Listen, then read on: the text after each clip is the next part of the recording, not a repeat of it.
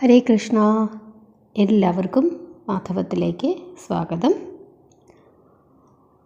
July 5 വെള്ളിയാഴ്ച വളരെ വിശേഷപ്പെട്ട ഒരു ദിനമാണ്. അതായത് വെള്ളിയാഴ്ചയും അമാവാസിയും കൂടി ചേർന്ന് വരുന്ന വളരെ വിശേഷപ്പെട്ട ദിവസമാണ്. അമാവാസി സാധാരണയായിട്ട് നമ്മൾ ഉഗ്രമൂർത്തികളെയാണ് പ്രാർത്ഥിക്കുന്നത്. പിതൃദോഷങ്ങളൊക്കെ മാറുന്നതിന്, പിതൃകർമ്മങ്ങൾ ചെയ്യുന്നതിനൊക്കെ വളരെ ഉത്തമമാണ് അമാവാസി. നമ്മൾ വാവൊക്കെ വരുമ്പോൾ നമ്മൾ പിതൃക്കൾക്ക് ബലിയിടും. അപ്പം അങ്ങനെയൊന്നും ചെയ്യാൻ പറ്റാത്ത ആളുകൾ കാണും. വിദേശ രാജ്യങ്ങളിൽ താമസിക്കുന്നവർ, അതല്ലെങ്കിൽ ജോലി തിരക്കുകൾ കൊണ്ടോ മറ്റെന്തെങ്കിലുമൊക്കെ പ്രശ്നങ്ങൾ കൊണ്ട് അതൊക്കെ ചെയ്യാൻ പറ്റാത്ത ആളുകൾക്ക് വളരെ നല്ലതാണ് അമാവാസി ദിവസം പിതൃപൂജ ചെയ്യുന്നത്. ഇപ്പോൾ നമ്മൾ ശിവക്ഷേത്രങ്ങളിലോ അല്ലെങ്കിൽ കൃഷ്ണൻ്റെ ക്ഷേത്രങ്ങളിൽ, ചില ക്ഷേത്രങ്ങളിലൊക്കെ തന്നെ നമ്മൾ പിതൃപൂജ വഴിപാട് ചെയ്യാറുണ്ട്. അപ്പോൾ അത് നമുക്ക് അവിടെ ചെന്ന് രസീത് എടുത്തിട്ട് നമുക്കത് ചെയ്യാം.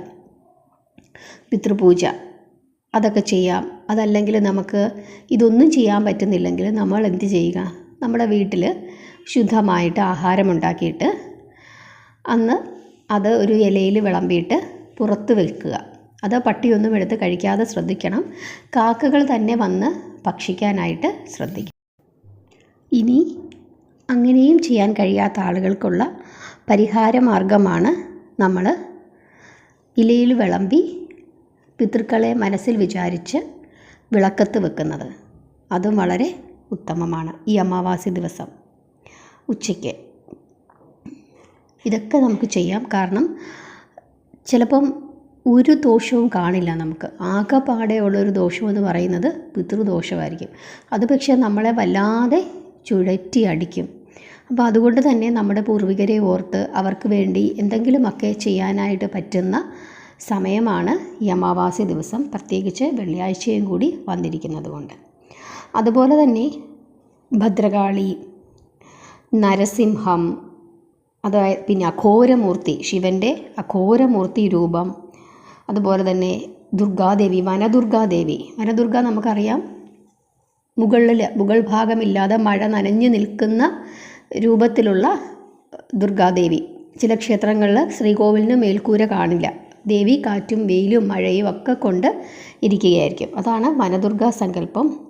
വനദുർഗാദേവി, കാളിദേവി, രക്തചാമുണ്ടി, അതുപോലെ തന്നെ ശനി ഭഗവാൻ, നാഗങ്ങൾ, ഹനുമാൻ സ്വാമി, അതുപോലെ തന്നെ വരാഹിദേവി.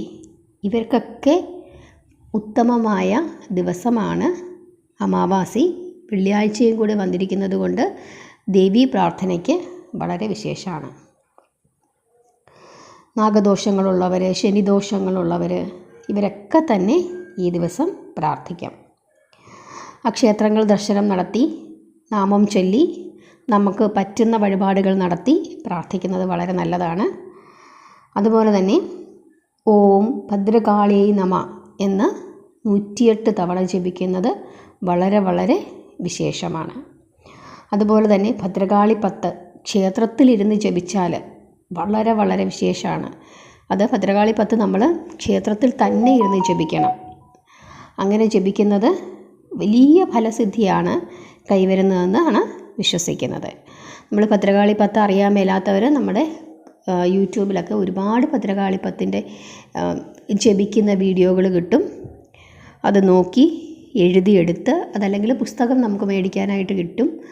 അതൊക്കെ ഭദ്രകാളി ക്ഷേത്രത്തിലിരുന്ന് ജപിക്കുന്നത് വളരെ വിശേഷമാണ്. അതുപോലെ തന്നെ അത് കേൾക്കുന്നത് പോലും വളരെ വിശേഷമാണ്. സകല ദുരിതങ്ങളും ദേവി നമുക്ക് മാറ്റിത്തരുമെന്നാണ് വിശ്വസിക്കുന്നത്. അതുകൊണ്ട് തന്നെ ഈ അമാവാസിയും വെള്ളിയാഴ്ചയും കൂടി വരുന്ന ഈ ദിവസം മറക്കാതെ ഈ കാര്യങ്ങളൊക്കെ ചെയ്ത് പ്രാർത്ഥിക്കുക. ഇനി ഇതൊന്നും ചെയ്തില്ലെങ്കിലും പ്രാർത്ഥന മുടക്കാതിരിക്കുക. ഭദ്രകാളിയെ പ്രാർത്ഥിക്കുക, ശനി ഭഗവാനെ പ്രാർത്ഥിക്കുക, ഭഗവാൻ മഹാദേവൻ്റെ ഉഗ്രമൂർത്തി രൂപത്തെ പ്രാർത്ഥിക്കുക, ഹനുമാൻ സ്വാമിയെ പ്രാർത്ഥിക്കുക. ഇതൊക്കെ വളരെ വിശേഷമാണ്. വരാഹി ദേവിയെ പ്രാർത്ഥിക്കുക അമാവാസി ദിവസം.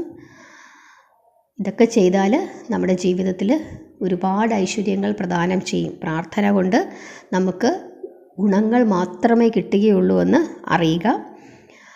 അത് നമുക്ക് എല്ലാ തരത്തിലുള്ള നമ്മുടെ പ്രശ്നങ്ങൾക്കും ഒരു പരിഹാരം തരും. അതുപോലെ തന്നെ നമുക്ക് പ്രശ്നങ്ങളുണ്ടാകും. ആ പ്രശ്നങ്ങളെയൊക്കെ തരണം ചെയ്ത് മുമ്പോട്ട് പോകുന്നതിന് പ്രാർത്ഥനയ്ക്ക് വലിയ ഫലമാണ് ഉള്ളത്. അതുകൊണ്ട് തന്നെ എല്ലാവരും തന്നെ ഈ ദിവസം മറക്കാതെ പ്രാർത്ഥിക്കുക. അതുപോലെ തന്നെ നമ്മുടെ സെക്കൻഡ് ചാനൽ അത് കാണാത്തവരുണ്ടെങ്കിൽ ആ ചാനൽ കാണുക. റെസിപ്പീസാണ് അതിനകത്തുള്ളത്, വെജിറ്റേറിയൻ റെസിപ്പീസ്. ഞാൻ 3 എണ്ണമേ ഇട്ടിട്ടുള്ളൂ. അത് കാണുക. ഇനിയും തുടർന്ന് റെസിപ്പീസൊക്കെ ഇടാം.